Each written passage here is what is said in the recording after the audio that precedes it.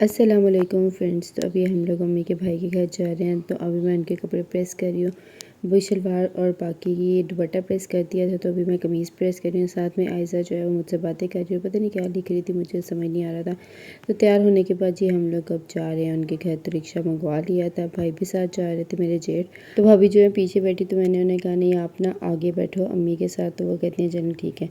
मैं और आयशा पीछे बैठ गए थे और वो जो है वो आगे बैठ गए थे। अब हम लोग जो है वो बातें करते मस्तियाँ करते जा रहे थे। अच्छा, यहाँ पे बहुत ज़्यादा गर्मी थी, यहाँ पे बहुत ज़्यादा गर्मी थी और बहुत ज़्यादा धूप थी। लाहौर में ऐसा मौसम नहीं था, लाहौर में अच्छा मौसम था। तो फाइनली हम लोग जो है वो उनके घर पहुँच गए हैं।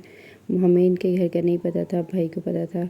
तो अब जाके इनका दरवाज़ा बजाते हैं। हम लोगों ने जैसे दरवाज़ा बजाया, उन्होंने एक कॉर्नर से देखा।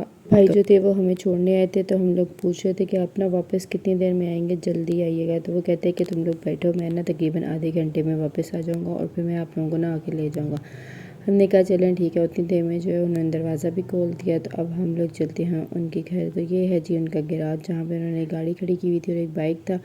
तब ये अंदर एंटर हुए हैं और यहाँ पे जाके जी एंट्रेंस के बाद ये थोड़ी सी गली थी, उसके बाद आगे उन्होंने ना ईवलॉन बनाया हुआ था। तो हमें उन्होंने वहाँ पे बिठाया और उसके बाद जो है वो उन्होंने हमें जूस दिए और फिर साथ में जो है बातें शातें करने लग गए। अम्मी यहाँ पे आई हुई थी 3 साल बाद। तो अभी इनकी बहुत सारी बातें जो है वो जमा हुई हुई थी सबकी।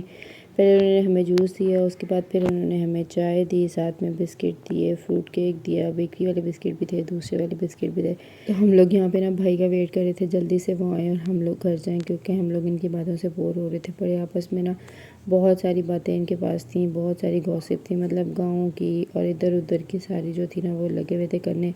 और ये बड़े सारे खूब इंजॉय कर रहे थे, खूब सारे लोगों की गिबतें कर रहे थे। मेरा उनमें कोई इंटरेस्ट नहीं था, मैं जानती नहीं थी। फिर जहाँ पे मेरा इंटरेस्ट या जानती ना हो तो फिर वहाँ पे मैं ज़्यादा देर चुप ही रहती, बोलती नहीं हूँ इतना।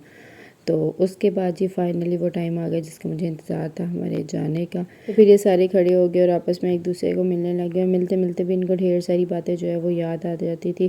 जाने लगते फिर कोई बात याद आ जाती, फिर रुक जाते, फिर जाने लगते, बात याद आती, फिर रुक जाते। फिर मैं कहती यार कोई बात नहीं, बाकी की बातें नेक्स्ट टाइम के लिए छोड़ दो, अब हम ना यहाँ से चलते हैं।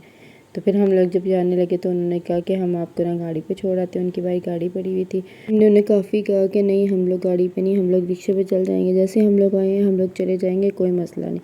पर उन्होंने कहा नहीं आप हमारे साथ जो है वो गाड़ी पे चलें। काफ़ी देर इस बात पे बहस हुई, फिर फाइनली जो है वो गाड़ी का ये लोग माने और अब हम लोग जो है गाड़ी में बैठ रहे हैं सारे। तो ये भाई फिर जो है वो हमें छोड़ने जा रहे हैं। रास्ते में जो है वो हम लोग इनसे बातें वगैरह करते रहे। घर आए तो अब्दुल्ला ने अलग ही सीन चलाया हुआ था। वो कहता है कि मेरे ना यूट्यूब की और इंस्टाग्राम की ना मुझे सेटिंग करके दी, मैं वहाँ पे ना वीडियोस लगाया करूँगा।